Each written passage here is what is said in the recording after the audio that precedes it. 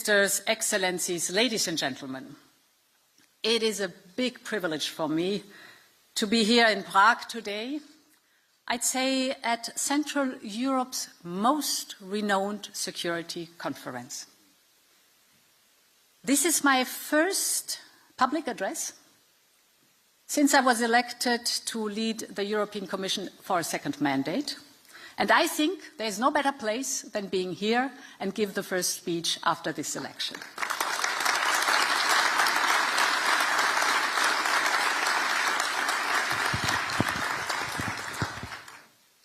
The new reality is that Central Europe is not only geographically at the heart of Europe, but it is also politically and strategically central to the future of the European Union. Last year, the biggest investors in this region were not German companies or French companies, but Czech companies. Poland is one of Europe's most dynamic economies.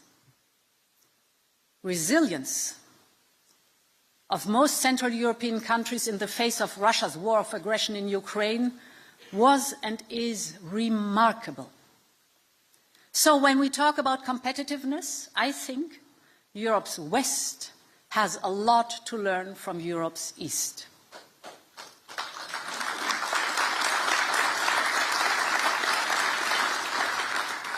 And in the last 3 years, Europe has discovered another side of this region's impressive strength. Since Russian tanks rolled into Ukraine, you have become the beating heart of European solidarity. And this is still the case today, after 2.5 years of Russian aggression and brutality. Almost on the very same day when Prague will celebrate 35 years of the Velvet Revolution, the world will mark 1,000 days of Russia's full-scale invasion. And there's nothing velvet about Putin's war. So many innocent people killed. So many cities have been razed to the ground. So many families have been torn apart. And one day, we will know how many young men and women born in 1989 were killed in 2024. But there's something else we already know. Peace cannot be taken for granted. You warned already years ago about Putin's intentions. Well, we should have listened better to Central and Eastern Europe.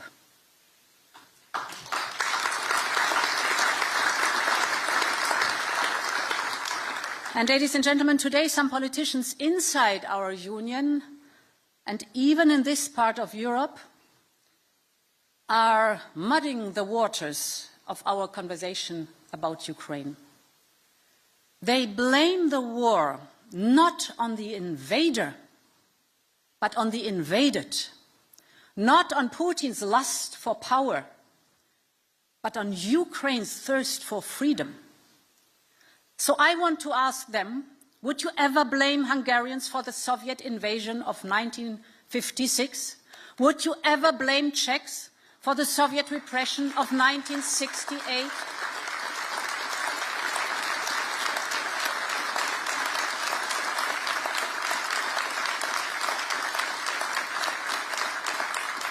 And the answer to this question is very clear. The Kremlin's behavior was illegal and atrocious back then, and the Kremlin's behavior is illegal and atrocious today.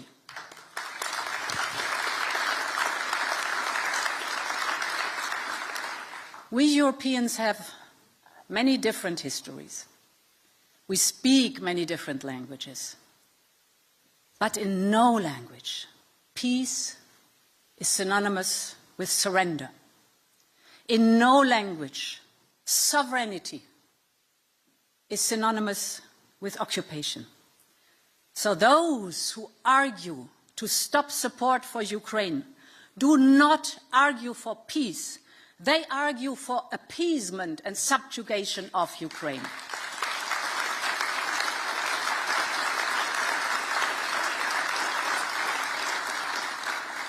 So today I would like to address all those who, after 1,000 days of death and destruction, are asking sincerely, isn't it time for talks? It is first and foremost up to our Ukrainian friends to answer this question. We and them want the war to stop as soon as possible. But while many outside Europe are preoccupied only with the end of fighting, my position is that peace is not simply the absence of war. Peace is a settlement that makes war impossible and unnecessary. And therefore, we must put Ukraine in the condition of negotiating such peace, and this is why the integration of Ukraine in our European Union is for us at the heart of every peace effort.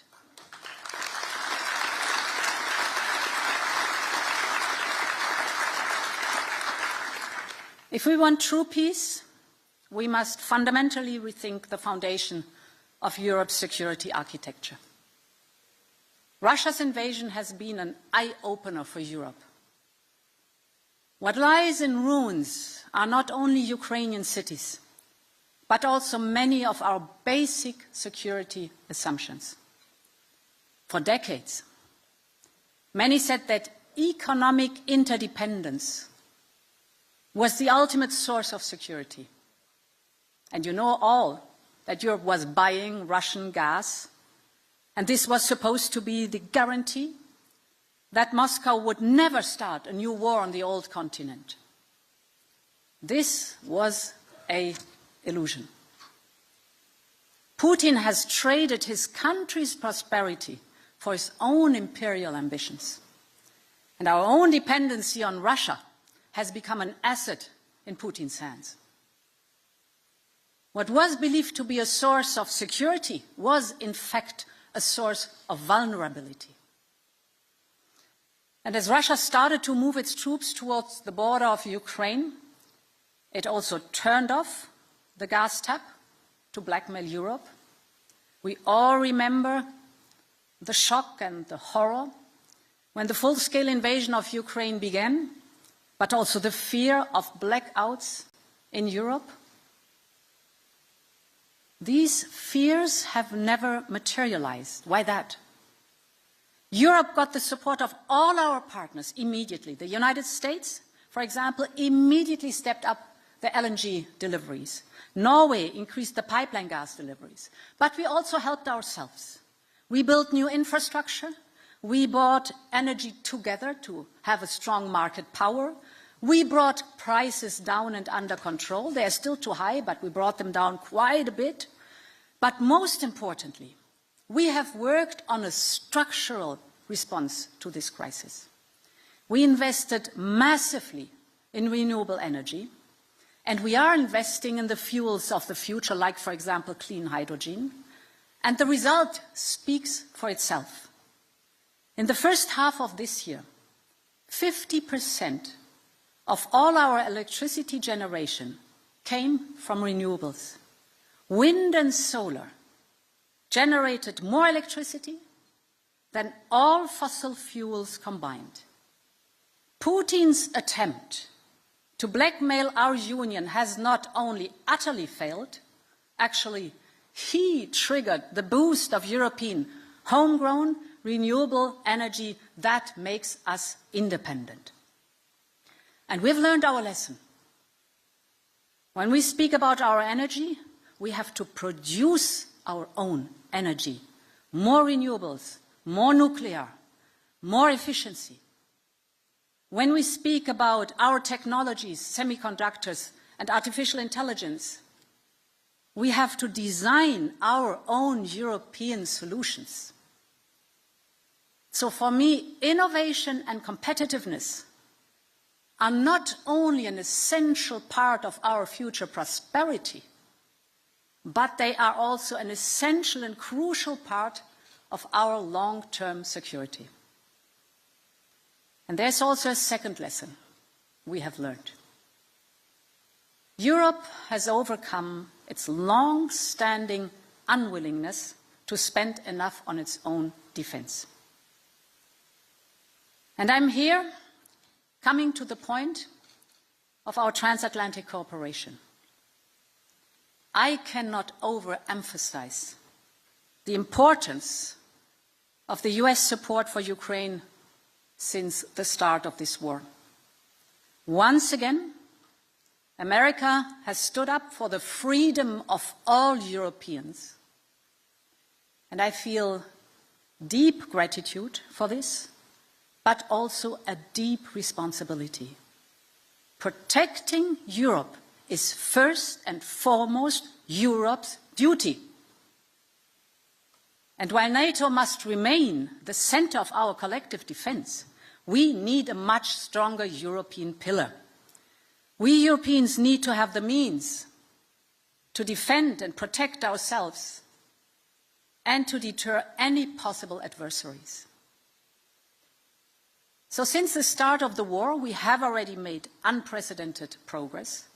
Member states have stepped up their defense spending from just over 200 billion before the war to almost 300 billion this year. And our defense industry has also stepped up to the new reality. We have reopened production lines, we have placed new orders, we are cutting red tape to produce more and more quickly. But this is not enough.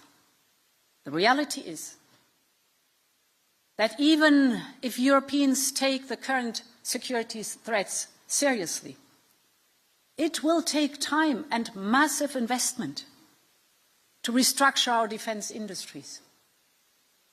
Our aim must be to build continent-size defense output.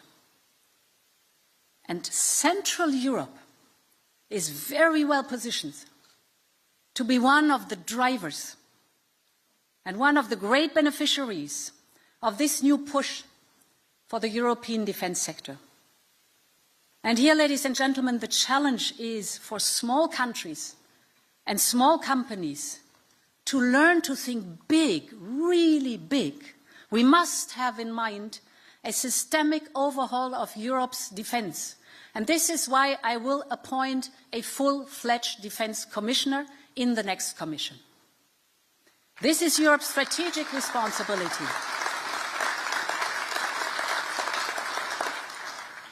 So to conclude, ladies and gentlemen, at the beginning of this decade, many illusions have been shattered in Europe.